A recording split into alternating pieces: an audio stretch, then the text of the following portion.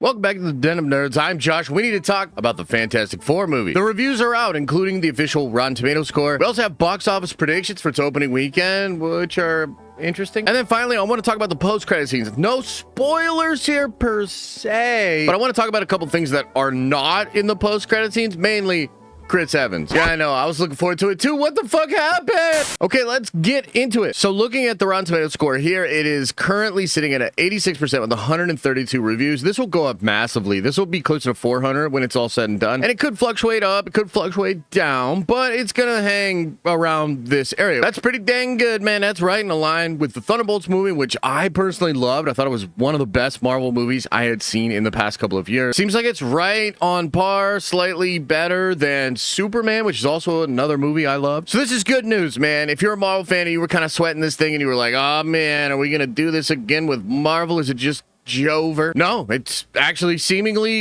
a great movie that a lot of people are loving. So what exactly are people saying about the film, though? This was kind of interesting. A lot of folks praising the visuals, which was something we saw from the very early social media reactions like last Friday and over the weekend, but everybody's echoing that. They're like, dude, these are insane visuals. Like, this might be the best looking Marvel movie ever made. So the visuals, the spectacle, getting big time praise from a ton of different fans. The cast is getting a ton of praise. So many different folks are saying, like, I went into this movie sort of lukewarm. I wasn't sure about this cast. I was not sold on Pedro. And basically everybody is saying the cast is really strong. Like, even people that don't like the movie, that say it just kind of goes a little too Marvel-y, even those folks are admitting that the cast is incredible and the cast really saves the movie when it gets a little too bombastic and crazy. I just think that's so interesting that even the negative voices are praising the performances of the cast. This was something that we were all really skeptic of. Remember, there were so many rumors around the casting for the Fantastic Four. Adam Driver was out there, Jake Gyllenhaal at one point, Diego Luna, many other names. And then ultimately, Reed Richards going to Pedro Pascal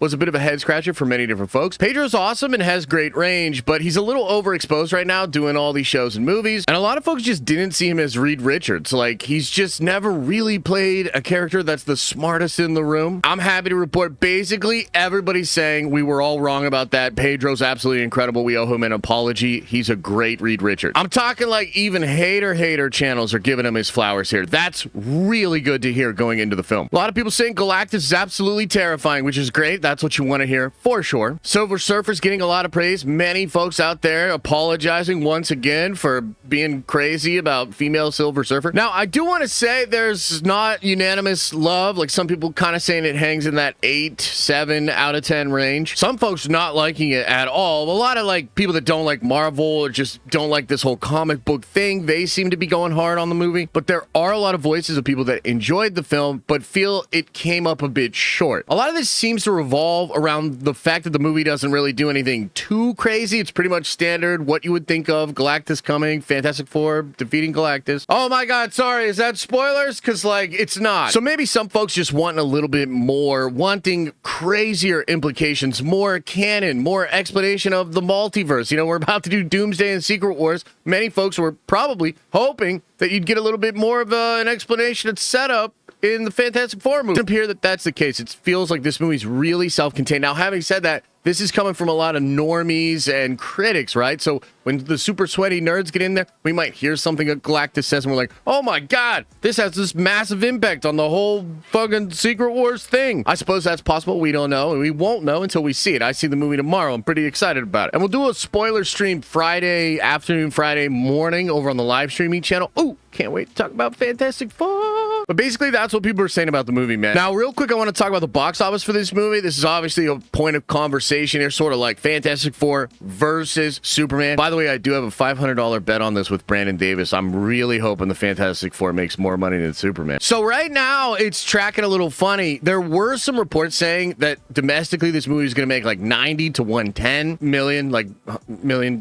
Then some other trades said the movie was tracking more like 130 to 140, which was wild. Now we're getting some numbers that say it's going to do internationally around 210. This suggests that just like Superman, Fantastic Four might be very soft in its international open. And it also suggests it might show some kind of comic book movie fatigue here. I mean, if this thing really comes in close to 100 million domestic, that's like 25 million less than Superman. That's only 20 million more than Thunderbolts, like that's not very good. Now, I personally think the trades are setting Fantastic Four up to be defying expectations. I actually expect it to open really well ahead of Superman and do a pretty good global opening. I don't know what it'll be, but we'll see. We'll talk about that more on Monday in the Monday stream. I'm kind of predicting that the trades might be setting this thing up with like low expectations so that then it exceeds the expectations, and then that's the narrative for Marvel moving forward. Now, let's talk about the post-credit scenes. I don't want to get into any spoilers, but I will say, obviously, there have been a lot of leaks about these two post-credit scenes. There were leaks months and months ago that they were filming something with Chris Evans and the old cast of the Fantastic Four movie. And I did hear from a very reliable person that this was going to be a post-credit scene for the Fantastic Four film. However, when they did their screening in Long Beach about a month ago, that scene was not in that cut. I thought maybe they would still put it into the movie, but instead, the new post-credit scene is like a jokey one. That's all I'm going to say about it, but it's not a Chris Evans scene. It's not